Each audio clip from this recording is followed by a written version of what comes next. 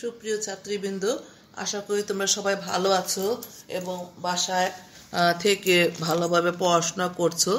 এমনি একটু শীতের আমেজ, করোনার সমস্যার কারণে বাসায় থাকতে হচ্ছে, কিন্তু সময়টা কাজে লাগানো উচিত পড়ালেখা করে। পড়ালেখাটা তোমাদের এখানে একমাত্র ধ্যান জ্ঞান হওয়া উচিত। তো আমরা আমরা বাংলাদেশে ঐতিহ্যবাহী বস্ত্র পরছিলাম, সেখানে আমাদের জামদানি শাড়ি পরা হয়ে গেছে। এরপরে পরেছি মণিপুরি তাঁত, তারপরে পড়া হয়ে গেছে টাঙ্গাইল তাঁত। আমি আশা করব আমাদের এর মধ্যে তোমাদের প্রথম সরাসরি ক্লাস নিতে পারি না, এটা একটা সমস্যা। হয়তো বা কিছুদিনের মধ্যেই আমরা সামনাসামনি কলেজ খুলে যাবে, আমরা তোমাদেরকে সামনের থেকে অত্যন্ত সুন্দরভাবে পড়ালেখা করব, যত্ন নিয়ে তোমরা পড়ালেখা করবে। সেই সময়টা করোনার এই সমস্যা হয়তো কেটে যাবে আস্তে আস্তে। তো এই সময় বাসা থাকছো, পড়ালেখা করছো। তো আজকে আমরা পড়বো রাজশাহী সিল্ক। কথিত আছে, খ্রিস্ট জন্মের প্রায় 2000 বছর আগে চীন দেশে সর্বপ্রথম রেশম সুতা আবিষ্কৃত হয়। এরপর প্রায় 2 থেকে 2500 বছর পর্যন্ত চীনারা একচেটিয়াভাবে অত্যন্ত গোপনীয়তার সাথে রেশমি সুতা ও কাপড় তৈরি করত। খ্রিস্টের জন্মের প্রায় 550 বছর পর দুজন ইউরোপীয় পাদ্রী চুরি করে রেশম উৎপাদনের কৌশল শিখে নেন এবং ইউরোপের কিছু রেশম পোকার ডিম ও তুঁত গাছের বীজ নিয়ে এসে রেশম চাষ শুরু করেন। বর্তমানে বিশ্বের অনেক দেশে উন্নত মানের রেশম সুতা ও রেশম পোকার চাষ করে। বাংলাদেশও এক্ষেত্রে পিছিয়ে নেই। উন্নত মানের রেশমি কাপড় উৎপাদনের জন্য বাংলাদেশের রাজশাহী শহরকে সিল্ক সিটি নামে অভিহিত করা হয়। মোগল আমল থেকেই রাজশাহীতে রেশম চাষের শুরু। রেশম কাপড়ের লাল পাড় গরদ শাড়ি, গরদের পাঞ্জাবি, মটকা শাড়ি ছাড়া বাঙালি বিয়ে পার্বণ কল্পনা করা যেত না। বিবি রাসেলের হাত ধরে রাজশাহীর বলাকা সিল্ক ইউরোপেও আস্তানা গেয়েছে। বুনন প্রক্রিয়া। গুটি পোকা থেকে তৈরি হয় সিল্কের সুতা। এরপর সে সুতা থেকে আসে বাহারি ডিজাইনের সিল্কের পোশাক। প্রথমে সাদা রঙের গুটি পোকা সংগ্রহ করা হয়। এরপর সেই পোকাকে একটি নির্দিষ্ট ট্রেতে রেখে তাতে ছড়িয়ে দেওয়া হয় তুঁত গাছের পাতা। এই পাতা খেয়েই গুটি পোকা পূর্ণাঙ্গ দেহ অবয়ব পায়। পাতা খেতে খেতে এক সময় গুটি পোকা হলুদাভ রং ধারণ করে। তখন এটিকে তার পাতা খেতে দেওয়া হয় না, রাখা হয় আলাদা ট্রেতে। সেখানে এটি পুরোপুরি হলুদ হয়ে শক্ত আকার ধারণ করে। তারপর এটিকে গরম পানিতে সিদ্ধ করে ওপরের হলুদ খোসা সরিয়ে ফেলা হয়। বেরিয়ে আসে রেশম সুতার গুটি। এরপর ইলেকট্রিক চরকার এই গুটি বসিয়ে বের করে নেওয়া হয় রেশম সুতা।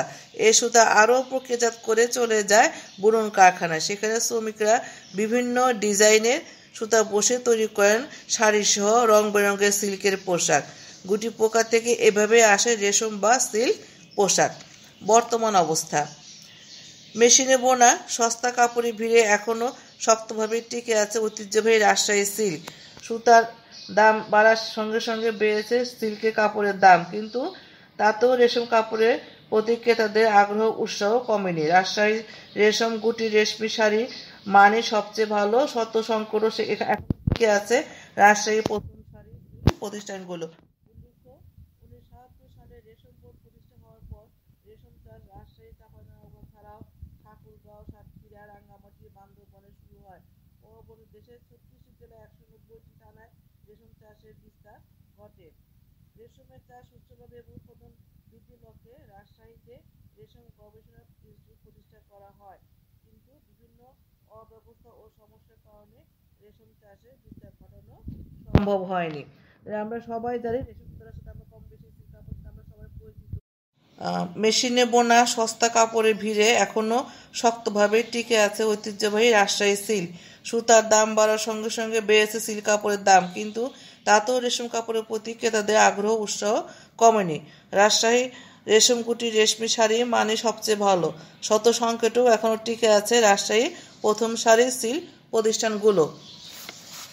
উল্লেখ্য, 1977 সালে রেশম বোর্ড প্রতিষ্ঠা হওয়ার পর রেশম চাষ রাজশাহী, চাঁপাইনবাবগঞ্জ ছাড়াও ঠাকুরগাঁও, সাতক্ষীরা, রাঙ্গামাটি, বান্দরবনও শুরু হয়। পরবর্তীতে দেশের 36টি জেলার 190টি থানায় রেশম চাষের বিস্তার ঘটে। রেশমের চাষ সুষ্ঠুভাবে এবং উৎপাদন বৃদ্ধির লক্ষ্যে রাজশাহীতে রেশম গবেষণা প্রশিক্ষণ ইনস্টিটিউট প্রতিষ্ঠা করা হয়। বিভিন্ন অব্যবস্থা ও সমস্যার কারণে রেশম চাষের বিস্তার ঘটানো সম্ভব হয়নি। তো আমাদের দেশীয় এই শিল্পগুলোর মধ্যে রেশমটা, সিল্কটা একটা উল্লেখযোগ্য। আমরা প্রায় সবাই এটার সাথে পরিচিত এবং এই কাপড়গুলো আমরা পরিধান করে থাকি। শাড়ি, বিশেষ করে পাঞ্জাবি এর ব্যাপকভাবে ব্যবহার করা হয় সিল্কের কাপড় উপরে। তো এরপরে আমরা পড়ব বেনারসি। বেনারসি শাড়ির উৎপত্তি হয় ভারতের উত্তরপ্রদেশের অন্যতম প্রাচীন নগর বেনারসে। ঐতিহ্যবাহী এ শাড়ির উৎপাদন প্রক্রিয়া শুরু হয় ভারতে এবং এর প্রসারও ঘটে সেখানে। 1947 সালে দেশ ভাগের পর কিছু বেনারসি তাঁতি সম্প্রদায় এদেশে এসে ঢাকার মোহাম্মদপুর এলাকায় বসতি স্থাপন করে। স্বাধীনতার পর এসব তাঁতি সবাই মিরপুর 10 নম্বর, 10.5 নম্বর ও 11 নম্বর এলাকায় বসতি স্থাপন করে। সেখান থেকে এ দেশে বেনারসি শাড়ি উৎপাদন প্রক্রিয়া শুরু হয়। এই শাড়ি উৎপাদনকারীদের প্রায় সবাই অবাঙালি, তবে বর্তমানে কিছু বাঙালিও এ শাড়ি বোনার কাজ করছে। বেনারসি উৎপাদনের জন্য সমস্ত কাঁচামাল বাইরের দেশ থেকে আমদানি করা হয়। এই শাড়ি তৈরিতে রেশম সুতা ব্যবহৃত হয়। সাধারণত চীন, থাইল্যান্ড, ভারত থেকে সুতা আমদানি করতে হয়। বাংলাদেশের রাজশাহী সিল্ক সুতা দিয়েও এই কাতান বোনা হয়। এই শাড়িতে জরি ব্যবহার করা হয়। এই জরি জাপান থেকে প্লেট আকারে আমদানি করা হয়। উক্ত প্লেট ঢাকা ও চট্টগ্রাম দুটি কারখানায় কাটা হয়। এরপর এগুলো কর্ণফুলী রেল সুতার সাথে পাকিয়ে ব্যবহার করা হয়। বেনারসি শাড়ির পরিবর্তিত নাম কাতান। কাতান শাড়ি বয়নে গর্ত তাঁতে ব্যবহার করা হয়। এই তাঁতে শাড়ির নকশা তোলার কাজে জ্যাকার্ড ব্যবহার করা হয়। টানা ও বোনাতে রেশমি সুতা ও বুটির জন্য জরি ব্যবহৃত হয়। পাকানো রেশমি সুতার নাম কাতান। বেনারসি শাড়িতে পাকানো সুতা ব্যবহৃত হয় বলে এর অপর নাম কাতান শাড়ি।